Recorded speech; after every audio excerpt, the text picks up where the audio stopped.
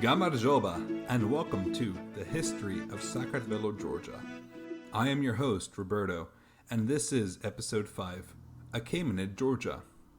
You may have noticed the intro song was a bit longer this time, as I decided to start things off with a Persian flair, with the song Navai, Navai, before going back to Kasanes and Old Shepherd. Today, we'll be discussing Georgia during the Achaemenid period, right up to the point where Xenophon's 10,000 briefly enter and exit the stage of history. We'll then talk about how far Persian rule possibly extended in the Caucasus region, what evidence for that exists, as well as a small tidbit about some historical Achaemenid sites still somewhat standing in Georgia today.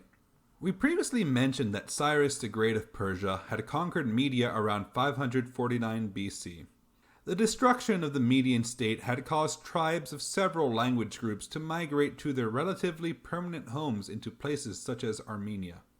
The Mushki and Tibol tribes settled in eastern Georgia, where we will see the kingdom of Iberia emerge. As for western Georgia, we saw the formation of the new kingdom of Egrisi-Colchis. Take your pick of which name you prefer. Now, as most of you know, the Persians, especially the Achaemenid dynasty, are rather important to world history, but how are they important to Georgian history? What occurred during this time period? Well, buckle up your seatbelts and prepare for a wild ride, because we've got vague sources, not enough evidence to concretely say anything, and lots of I'm in danger moments from the Greeks, mainly from Xenophon. Local historical evidence that can tell us about the formation of the Georgian and Armenian nations is scarce, since it doesn't appear anyone from the area wrote much down, forcing us to rely on later classical sources to produce the barest outlines of what we do know. As I've mentioned earlier, the Greeks only wrote things about the region when it involved them. So that's what we've got. It's thanks to the father of history himself, Herodotus, that we even know so much as we do about Caucasia in the 6th and 5th centuries BC, or the period of 600 to 401 BC. And we're going to cover a bit of 400 of Xenophon, so thank you, Xenophon. The first great world empire, the Achaemenid dynasty of Persia, covered most of Asia Minor and Transcaucasia. And when we zoom into our own specialized area, we can see that the Armenians made up a number of satrapies, which is a territory of a satrap, which is something akin to a viceroy of a central region. They made up the 13th satrapy. The Susperi, Matiani, and Alarodi, which are remnants of the Urartian and Hurrian kingdoms, they formed the 18th satrapy.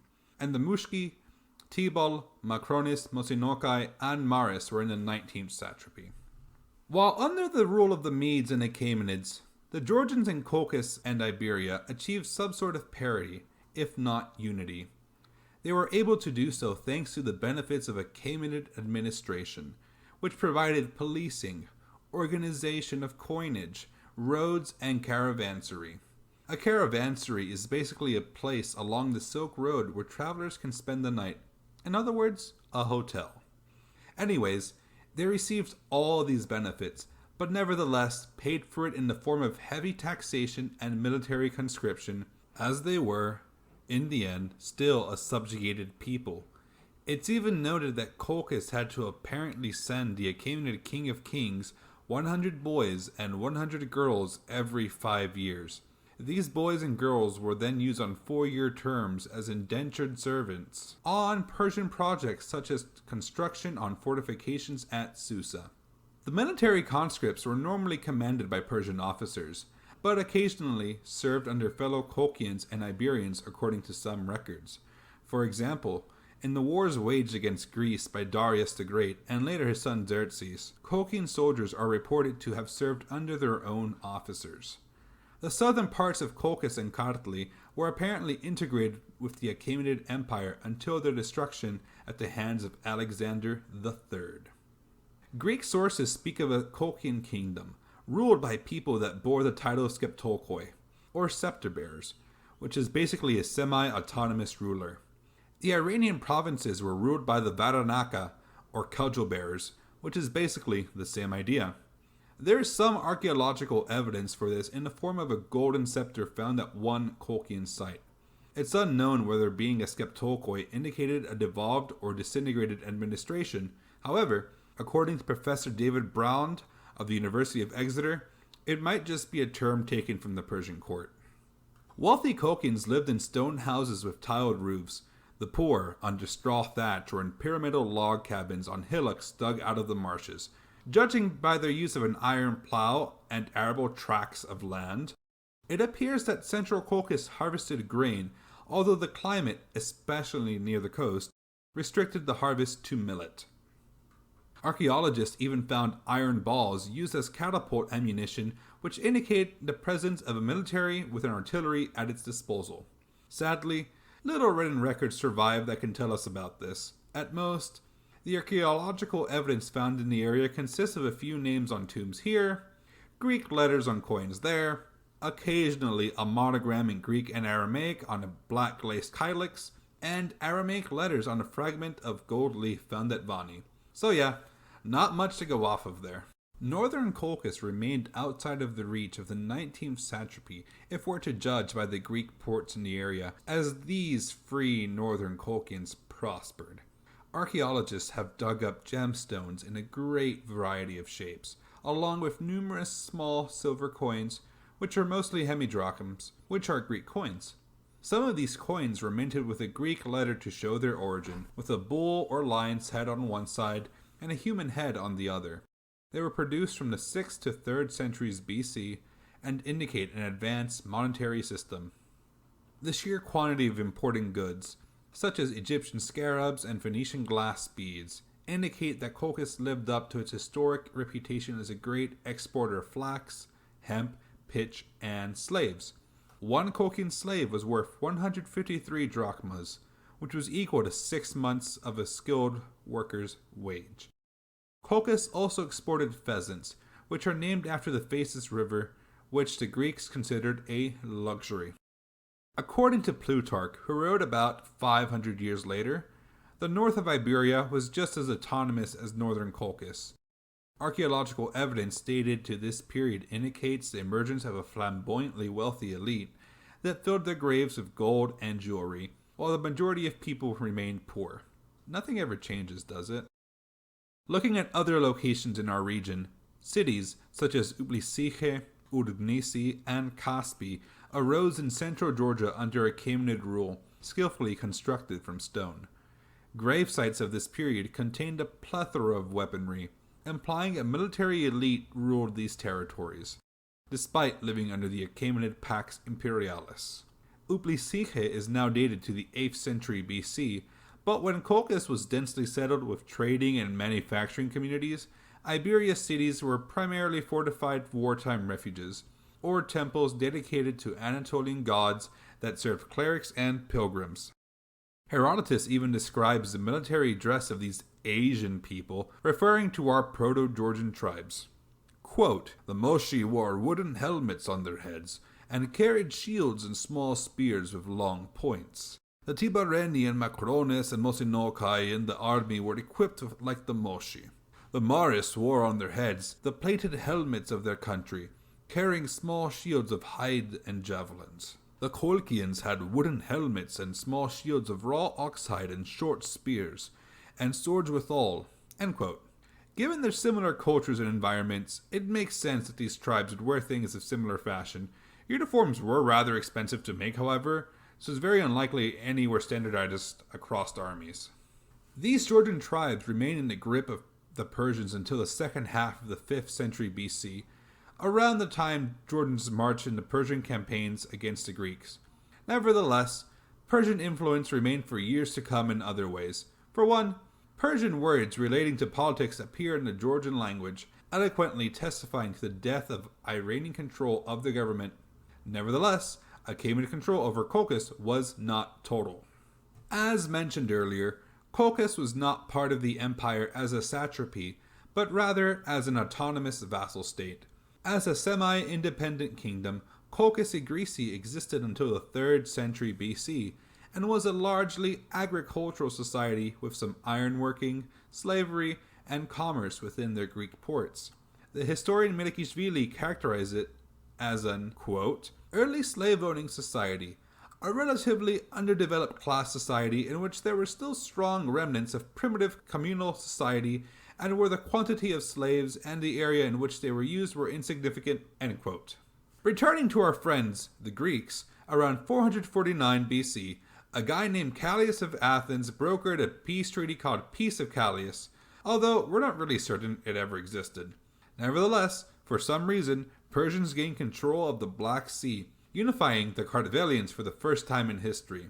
The first period of Iranian domination of Georgia, first under the Medes and then the Persians, lasted roughly 300 years, from the mid-7th century to the mid-4th century, but left little historical trace, which is a sad thought to us learners of Georgian history. We don't get to really talk about ancient historical battles or political intrigue in Georgia because of this lack of evidence. Come on, where are the sources? I want my political intrigue to pop up. Regarding what we do know, we jump forward to 438 BC and bring in Pericles of Athens, who reconquered the Black Sea, probably including the ports of Colchis. Greek colonies located in southern Colchis, such as today's Pinchnari near Kobuleti, had not been disrupted by Persian occupation. By 410 BC, the Achaemenids were caught in a cycle of fratricidal rivalry, causing the brother of King Artaxerxes, Cyrus the Younger, to hire Greek mercenaries to overthrow him. Among them, a band of 10,000 mercenaries led by a philosopher, historian, and military general, Xenophon of Athens. This coup completely failed, and the mercenaries' retreat in 401 BC is recounted in the Anabasis of Xenophon. This gives us first eyewitness record of the modern state of Georgia in 400 BC. Xenophon reports that the Colchians, Macrons, probably the Mingrelians, and the Carducoi were free from Persian servitude. The Carducoi, who are mostly Eastern Kartvelians, were at war with the Armenians, but the Hesperites, probably the Susperi or Iberians, were subjects of West Armenia under Tiribaz, who was probably the satrap of the 18th satrapy. As Xenophon marched through Asia Minor to the Black Sea, he observed the Colchians and other Georgian tribes had freed themselves from Achaemenid rule. Coming closer to the sea, the 10,000-strong mercenary band came to a mountain pass leading down into the coastal plain. They found their path blocked by groups of people known as the Calibus, Talkoi, and the Phasians. The Greeks attacked the defenders of the pass from above and drove them off. They then descended into the plain on the farther side and reached villages full of food and supplies. Xenophon's 10,000 moved deeper into the territory of the Talkoi, who lived in rather strong fortifications. As like most armies, Xenophon and his men were in desperate need of provisions, and attacked one of the fortresses they had come across, but were held back for a time by the defenders, who were hurling stones and boulders at the Greeks. Once the fortress was taken, a horrible spectacle played before the eyes of Xenophon and his victorious men. The women grasped their children and threw them down onto the rocks, and soon followed them. The men did likewise. Leaving little to no prisoners for the Greeks, the Talkoi left a great number of oxen, donkeys, and sheep. After this scene out of a nightmare, Xenophon and his men marched through another 150 miles of the country of the Calibus. Here's what Xenophon said about the Calibus. Quote, "These were the most valiant of all the peoples they passed through, and would come to hand encounters. They had corselets of linen, reaching down to the groin, with a thick fringe of plaited cords instead of flaps. They had greaves also and helmets, and at the girdle a knife about as long as a Laconian dagger, with which they might be able to vanquish. Then they would cut off their enemies' heads and carry them along their march, and they would sing and dance whenever they were likely to be seen by the enemy. They also carried a spear about 5 cubits long, with a point at only one end. These people would stay within their towns, and when the Greeks had pushed by, they would follow them, always ready to fight. Their dwellings were in strongholds, and therein they had stored away all the provisions. Hence, the Greeks could get nothing in this country, but they subsisted on the cattle they had taken from the Dalcians." End quote. Xenophon's men reached the lower Choru River in Colchis, and there they conversed with one Greek soldier who was born in Colchis and exported as a slave. This soldier was able to interpret the local Mingrelian-speaking Mars and Macron/Zan tribes, who had a coastal city named Giminas. Herodotus thought the Tiberanes and the Chalybis, who were named for their skills with iron smelting, were identical to the Mingrelians. The only specifically non-Kartvelian people that Herodotus records are the Scythians, who are presumably the remnants of the nomadic invasion 3 centuries earlier. Leaving Trebizond westwards for Gerasun, Xenophon encountered the quarrelsome Mosinokoi. Despite the resemblance to the name of Saniga, they were located in northern Caucasus and may have been Svans or Mingrelians, and despite their custom of living in fortified towers, the Mosinokoi were not Kartvelian, as their name derives from an Indo-European and perhaps even Thracian word meaning tower. They are memorable for Xenophon's horror at their acrid wine, diet of salted dolphin, copulating in public, and setting fire to towers in which their kings were imprisoned. See, that's how I know the Mosinokoi are not Kartvelian. Georgians with bad wine? That is a sentence you'll never hear anyone say. Georgian wine companies, I'm willing to take a sponsorship for y'all, just saying, nudge nudge, wink wink. Free from Persian authority, these West Georgian tribes had hostile relations with the Greek merchant ports. Various tribal alliances fought with one another almost constantly, covering the landscape of fortified settlements. There were no major towns in the area, and people were generally politically fragmented along tribal lines, constantly at war with one another. When the Greeks returned to eastern Anatolia 70 years after Xenophon's journey, they brought with them radical changes to Georgia and, well, the rest of the world. Now, who brings about this change? Some Macedonian guy named Alexander III. We have a tradition of some very humble people on this show, but before we can affix the great epithet onto Alexander, he needs to do something of note. Now, I want to focus in on one of the things I mentioned much earlier. How far did Achaemenid rule stretch in Georgia? When did it start? How did it even look? Well, I found a rather nice article that answered this. We don't know exactly when Achaemenid rule began in the Caucasus region, but we do know that it was at the latest around 513 to 512 BC, during the course of Darius the Great's first Scythian campaign. This Persian domination of the northern area was brief, and some archaeological finds show that the Great Caucasus region ended up forming the northernmost border of the empire during most of the Achaemenid period after Darius. What we know about the conquest and annexation of Armenia as a satrapy is thanks to the Behistun inscription, which is a large block relief that summarizes the life and achievements of Darius the Great in multiple languages, much like an Iranian Rosetta Stone, allowing us to decipher so many old works. However, it's rather difficult to say what the true northern borders of the Achaemenid Empire were. Natural borders in the Caucasus, such as the Phasis/Rion and Cyrus/Kura rivers, and even the Great Caucasus mountain range are pretty good guesses, but it's not possible to reconstruct detailed boundary lines during this time period. As I've mentioned several times in this podcast, the Caucasus region is rather neglected in our classical sources, so historians have brought it upon themselves to speculate about the 18th and 19th satrapies, as well as the Kolkhian vassal state. Some historians doubt that the Achaemenids ever went beyond the Armenian plateau, while other historians, such as Lorkipanidze, believe that Kakheti may have been part of the Achaemenid territory, but not Caucasian Iberia north of the Kura River. One other theory is that the entirety of modern Georgia belonged to the Persians, but most likely as an autonomous region. It's hard to say how the Persians divided up and governed the Caucasus region. Some records, such as Herodotus' satrapy list, do exist, but it's not entirely appropriate for use in the reconstruction of the imperial administration or historical geography. One way to reconstruct it is to see how the military campaigns against the north were organized. As mentioned earlier, Darius was involved in a campaign against the Scythians. He most likely attacked them with a pincer maneuver, where two different battalions closed in on one area like a giant pincer, hence the name. One battalion marched from the west after crossing the Bosporus Strait and the Danube River, and the other battalion came from the Caucasus and invaded the area north of the Pontus region from the east. While this looked to be an excellent use of highly sophisticated tactics because, come on, who doesn't love pincer movements, sometimes the best plans are laid to waste. Darius got as far as the Don in modern-day Russia, but the campaign ended badly as Darius could not force the Scythians to face him in battle, and he had to abandon the fortresses he was building along the Oraris River, pushing the border of Achaemenid control back to the Caucasus Mountains. This still leaves us with the question of how far the eastern border stretched. After the conquest of the Caucasus, the region may have included Colchis as an administrative subunit of the satrapy of Armenia, or even as its own vassal state.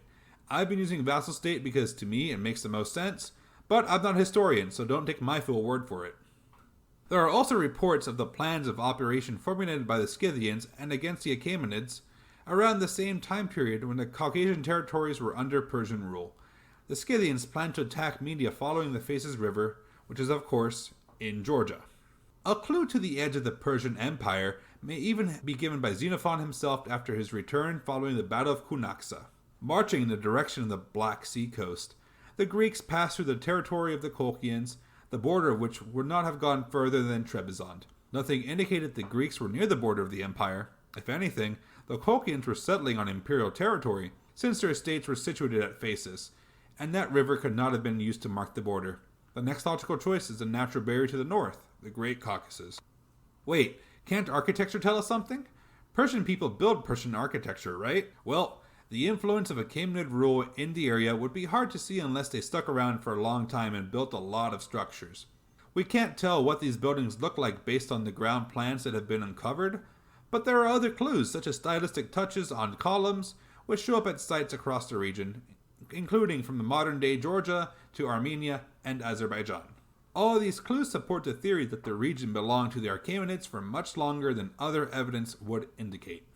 Speaking of Achaemenid architecture, let's talk about some of the buildings and sites that are still around today and how they ended up influencing Georgian artwork for years to come. We'll have so many pictures of these up on the website and social media. Several remnants of Achaemenid architecture have survived the eons to be uncovered by archaeologists in Georgia.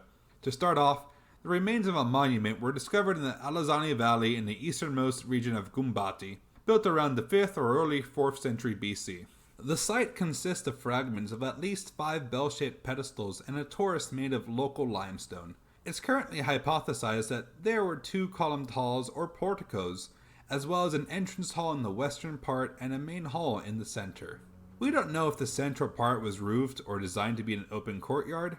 It's assumed that due to the size of the building and the architectural decorations, that it might have been an administrative building that was later used for religious activities.